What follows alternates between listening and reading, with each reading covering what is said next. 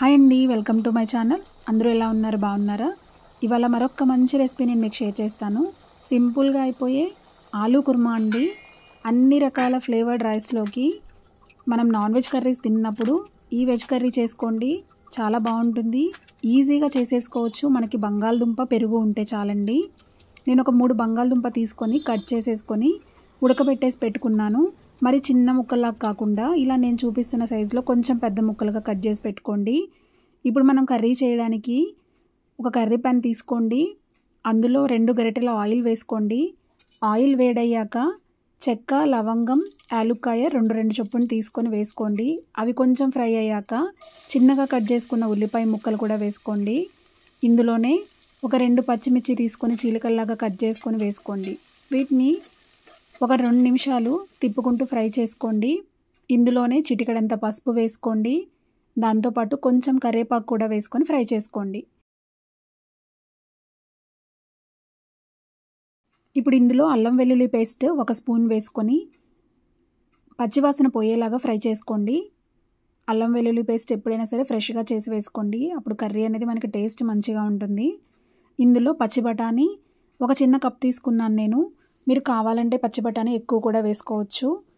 ఈ పచ్చి బఠానీ కూడా కొంచెం వేగాక ఇందులో 1 కప్ పెరుగు తీసుకోండి. మరి పెరుగు అనేది పుల్లగా లేకుండా మనకి టేస్ట్ మంచిగా ఉండేలాగా పెరుగు తీసుకొని వేసుకోవాలి. ఈ పెరుగు బాగా తిప్పేసుకోండి. ఇది కర్రీలోకి మనకి మిక్స్ అయిపోవాలి. ఒక 1 మినిట్ ఫ్రై చేసుకున్నాక ఇందులో మన టేస్ట్కి తగినంత సాల్ట్ వేసుకోండి. అలాగే టేస్ట్కి సరిపడా కారం కూడా వేసేసుకోండి. వేసేసుకొని ఒక్కసారి తిప్పేసుకొని మనం మూత పెట్టేసుకొని 2 మినిట్స్ అలాగే వదిలేసేయాలి. ఒక 2 మినిట్స్ తర్వాత కొంచెం కొత్తిమీర అలాగే కొంచెం పుదీనా వేసేసుకొని ఒకసారి తిప్పేసుకోండి. ఇవి కొంచెం ఫ్రై అవ్వనివ్వండి. ఇప్పుడు ఇందులోనే కసూరి మేతి ఉంటుంది కదా, అది ఒక 1/2 స్పూన్ వేసుకున్నాను నేను. ఇది ఆప్షనల్ అండి, మన దగ్గర ఉంటే వేసుకోవచ్చు, లేకపోతే అవసరం లేదు. దీనిలోనే వేయించిన జీలకర్ర పొడి ఒక 1/2 స్పూన్ వేశాను. అలాగే ధనియాల పొడి 1 స్పూన్ వేసుకోవాలి. అలాగే 1 స్పూన్ గరం మసాలా వేసుకోండి. ఇవన్నీ వేసుకొని ఈ మసాలాలన్నీ కొంచెం ఫ్రై అయ్యేదాకా మూత పెట్టేసి 1 నిమిషం ఫ్రై చేసుకోండి.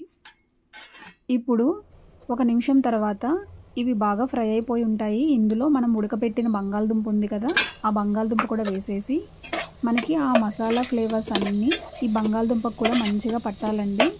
తిప్పేసుకొని మనం మూత పెట్టేసుకొని ఒక 3 నిమిషాలైనా సరే మంచిగా మనకి మగ్గనివ్వాలి. ఒక 3 నిమిషాల తర్వాత ఒక 2 గ్లాసులు వాటర్ పోసుకోండి.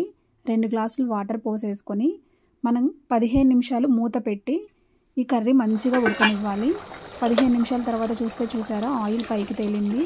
నాకు బంగాళదుంప కర్రీ మంచిగా కుక్ అయిపోయిందండి, ఆలూ కుర్మా. ఇప్పుడు లాస్ట్లో సాల్ట్, మసాలాలు అవి చూసుకొని మనం యాడ్ చేసుకోవచ్చు. నేను కొంచెం సాల్ట్, కొంచెం గరం మసాలా వేశాను, నాకు కొంచెం తగ్గాయి.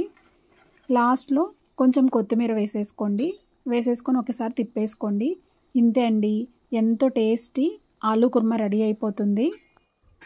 ఈ ఆలూ కుర్మా మనకి అన్ని రకాల రైస్ ఐటమ్స్లోకి బాగుంటుందండి. వెజిటబుల్ రైస్లోకి, టమాటా రైస్లోకి, జీరా రైస్లోకి, వీటిలోకి చాలా బాగుంటుంది. ఓన్లీ మనకి బంగాళదుంప పెరుగు ఉంటే చాలు. నేను చేసిన ఈ రెసిపీ మీకు నచ్చిందా?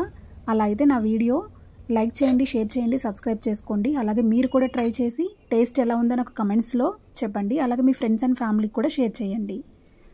So thank you for watching my channel.